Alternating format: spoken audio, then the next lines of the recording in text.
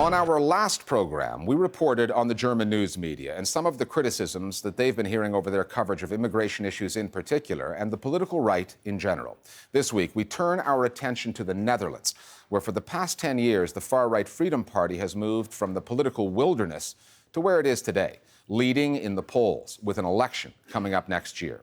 The party's leader, Geert Wilders, has long argued that the Dutch mainstream news media cover populist movements on the right with mockery and cynicism. Many Dutch media consumers have come to share that view and have started to go elsewhere for their political news. Alternative right-wing news outlets such as Geen Stel and Pauwnet have grown more popular and have now found a platform on Dutch state-funded television channels where their anti-Islam, anti-immigration rhetoric can reach far larger audiences. The Listening Post's Johanna now from Amsterdam on the dilemma facing Dutch mainstream journalism and how the rise of the far right is forcing a change in the country's news media.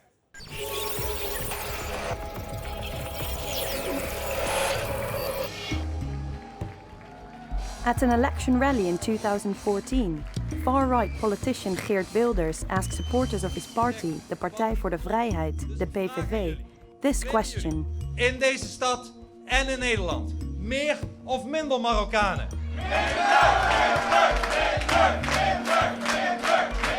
Dan gaan we dat rekenen. Wilders ended up in court for that, charged with inciting hatred against immigrants. He faces a possible fine of €5,000 and a verdict is expected soon.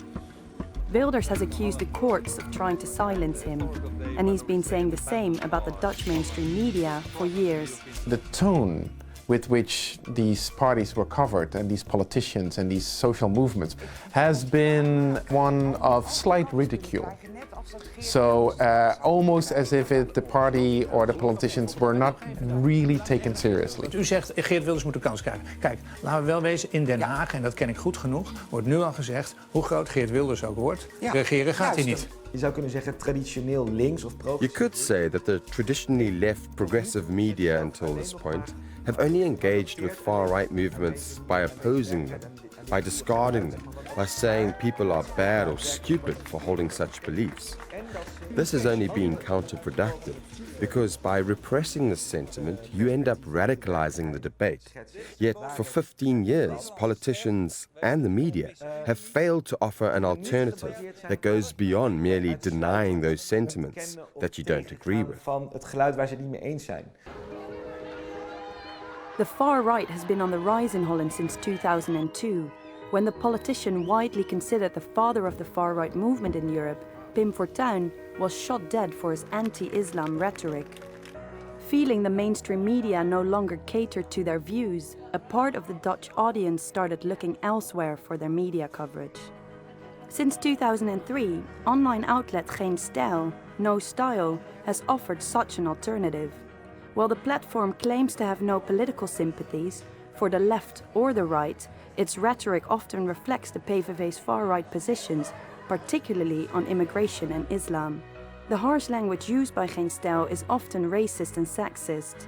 Former contributor Annabel Nanninga says the website is simply covering what the mainstream media won't.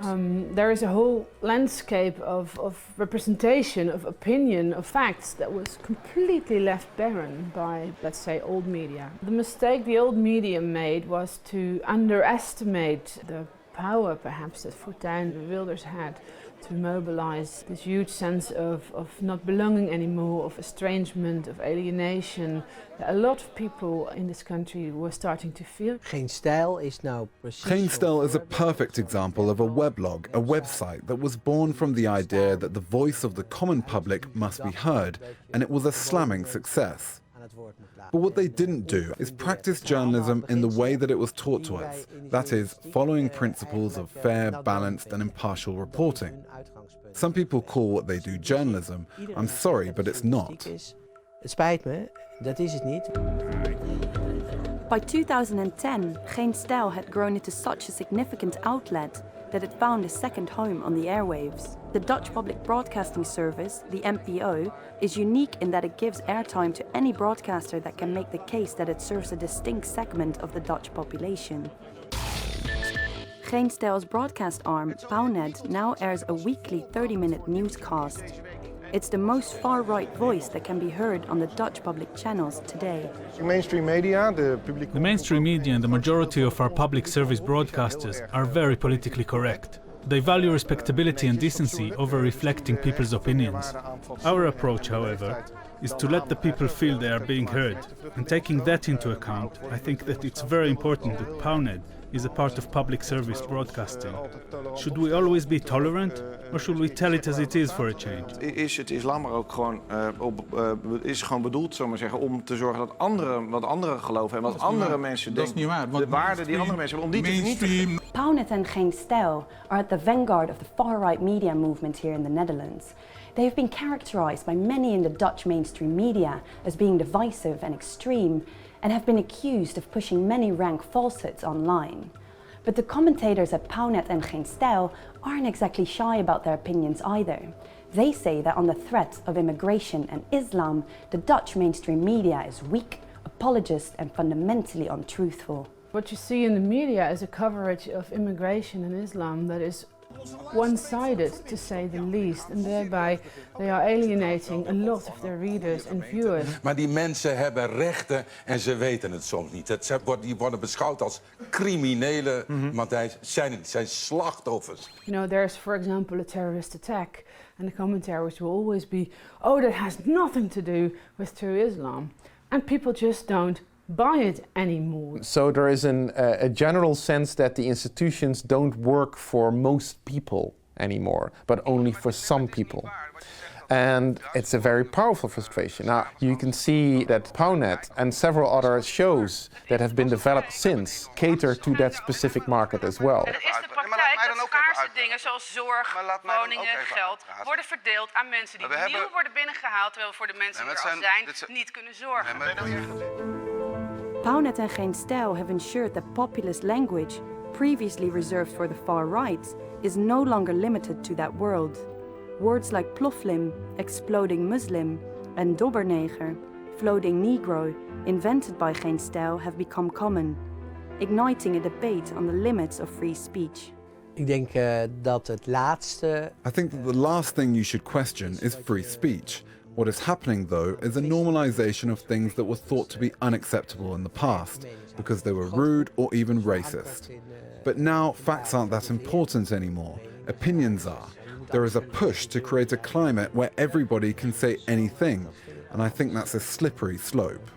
En dan het vlak. For years it was absolutely unheard of to say, I think there are too many Muslims in this country, for example. And then those new media came and they said it anyway. Het is niet zo heel moeilijk om kwaaltjes aan te praten, hè? Want het is nogal verrotte ideologie. Dus je kunt het zo aanwijzen wat er allemaal niet aan deugt.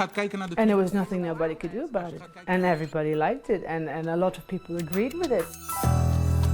A few days after Donald Trump won the elections in the United States, Shula Rijksman, chairwoman of the Dutch public broadcaster, wrote a letter of apology in a Dutch newspaper, the Volkskrant.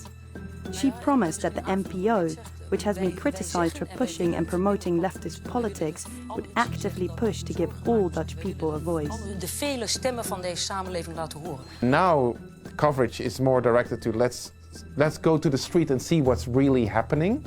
So you have journalists actually telling each other, we should maybe spend more time like figuring out what's really going on, which is interesting to hear that journalists saying, because isn't that their job all along? De belangrijkste tekortkoming van nieuwsmedia. The most significant shortcoming of the news media is that they cover news pegs, never long-term structures. As a result, they fail to recognize what is really going on in society. After a big event like the financial crisis or the election of Trump, journalists ask themselves why they didn't see it coming. They explain it by pointing fingers at the bad guys. Who that bad guy is always depends on political sympathies. Geen Stijl blames Muslims. Left-wing media blames racist populists, all of which is counterproductive. The media should identify structural causes to provide structural solutions. In other words, we should redefine what classifies as news. People's daily reality. That is what should become newsworthy. Tot nieuwsverheffing. Criminelen.